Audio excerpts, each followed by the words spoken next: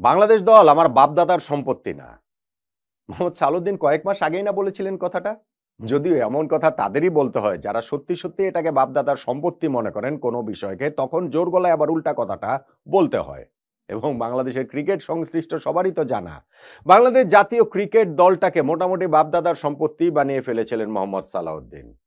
নামে তিনি সিনিয়র সহকারী কোচ, কিন্তু আসলে প্রধান কোচ, আসলে ড্রেসিং রুমের মূল দায়িত্বটা তার কাছেই ছিল এবং সেই জায়গাটাতে যেহেতু আমাদের ৩ ফরম্যাটের ৩ ক্যাপ্টেন, সেই কারণে হাতে ছড়ি রাখাটা সালাউদ্দিন ভাইয়ের জন্য আরো বেশি সহজ হয়ে উঠেছিল।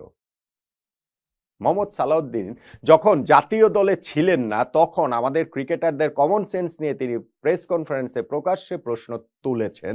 কিন্তু গত ১ বছর যে জাতীয় দলের সঙ্গে সংশ্লিষ্ট রয়েছেন, সেইখানে কতটা কমন সেন্সের পরিচয় তিনি দিতে পেরেছেন?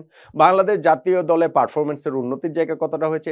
মূলত যে ব্যাটিং সাইডটা তিনি দেখাশোনা করছেন, সেই জায়গার উন্নতিটা কতটা হয়েছে? নাকি ওই সিন্ডিকেট তৈরি, পছন্দ অপছন্দের যে বিভাজন তৈরি, তাতেই বাংলাদেশ ক্রিকেট দলের পারফরম্যান্সটা ক্রমশ খারাপ থেকে আরো খারাপের দিকে যাচ্ছে? এবং বাংলাদেশ ক্রিকেট বোর্ড যখন এই জায়গাটাতে একটু অ্যাড্রেস করার চেষ্টা করছে, মোহাম্মদ আশরাফুলকে জাতীয় দলের ব্যাটিং কোচ হিসেবে যুক্ত করেছে ন্যাশনাল টিমের সঙ্গে, তাতেই কি ক্ষুব্ধ হয়ে সালাউদ্দিন ভাই তার পদত্যাগ করে ফেললেন?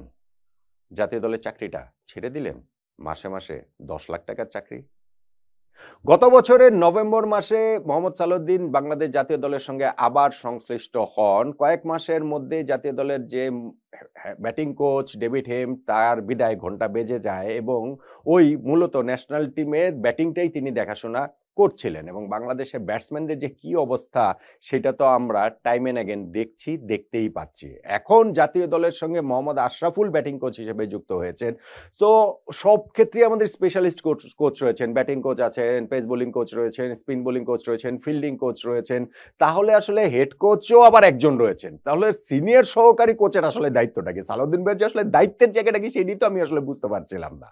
ফলে এই জায়গাটাতে আশরাফুলের আশা মানে তার একটা বিদায় ঘণ্টা বেজে যাওয়ার একটা প্রক্রিয়া তৈরি হওয়া, অথবা তাকে ন্যাশনাল টিম থেকে সরিয়ে অন্য কোনো জায়গাতে দেওয়া। সালাউদ্দিন ভাই ওই যে জাতীয় দল আমার বাপদাদার সম্পত্তি না, ওই প্রেস কনফারেন্সে শ্রীলঙ্কায় এই গত জুন জুলাই মাসে তখনই তিনি বলেছিলেন যে আমাকে ক্রিকেট বোর্ড যেখানে কাজ করতে দিবে আমি সেখানেই কাজ করব, আমাকে যদি আন্ডার 23 টিমের সঙ্গে কাজ করতে দেয় আমি সেই জায়গাটাতেও কাজ করব। ওইরকম তো বিষয়টা আমরা দেখতে পেলাম না, বরং এখন তিনি হচ্ছে গিয়ে এই আশরাফুল আসার সঙ্গে সঙ্গেই ওই দায়িত্ব ছেড়ে দেওয়ার মানে যে জায়গাটা তিনি হচ্ছে গিয়ে দায়িত্বটা ছেড়ে দিচ্ছেন। আমি দু একটা মিডিয়াতে দেখেছি তিনি মানে প্রতিক্রিয়া দিয়েছেন যে আমি কাজটা আর উপভোগ করছি না। কেন তিনি আর উপভোগ করছেন না? কারণ সেই কাজটা কি তিনি ডেলিভার করতে পারছেন মাঠের ক্রিকেটে? আমরা কি এখন সেই জিনিসটা দেখতে পাচ্ছি? আমাদের জাতীয় দলে সেই প্রতিফলনটা কি দেখতে পাচ্ছি? আমরা তো সেই জিনিসটা দেখতে পাচ্ছি না। সিন্ডিকেটের কথা বলছিলাম, সেই জায়গাটাতে সালাউদ্দিন ভাইয়ের সবচেয়ে বড় উদাহরণ হিসেবে রয়েছেন জাকের আলী অনেক, যিনি ন্যাশনাল টিমে ঢোকার আগ থেকেই এই সালাউদ্দিন সিন্ডিকেটের অংশ। তার কোরামের এই অংশ। ওই যে কুমিল্লায় যে তিনি হচ্ছে গিয়ে কুমিল্লা ভিক্টোরিয়ান্সে খেলছেন, ওই সময় সালাউদ্দিন ভাইয়ের সেই বিখ্যাত কিংবা কুখ্যাত প্রেস কনফারেন্স, যেই জায়গাটাতে সালাউদ্দিন ভাই এই জাকের আলী অনেকের গায়ের রং নিয়ে পর্যন্ত প্রশ্ন তুলেছেন।